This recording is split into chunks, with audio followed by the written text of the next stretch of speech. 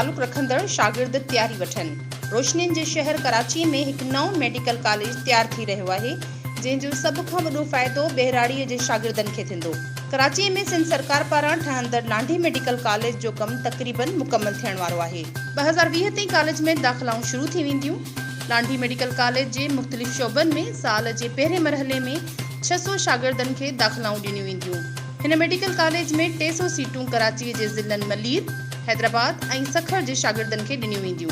बाक़ी 300 सीटूं मीरपुर ख़ास, उमरकोट, थरपाकर, लाड़काणो, नवाबशाह, जैकबाबाद, खैरपुर ऐं ठटे समेत ॿियनि ॿहिराड़ियुनि जे समूरनि ज़िलनि जे शागिर्दनि खे ॾिनियूं वेंदियूं। लांढी मेडिकल कॉलेज में प्रोफेसरनि ऐं स्टाफ जे अमलदारनि समेत 500 मुक़ररियूं थींदियूं, जंहिं लाइ 40% शहरी ऐं 60% ॿहिराड़ीअ जी नौकरियुनि जी कोटा मुक़ररु कई वई आहे।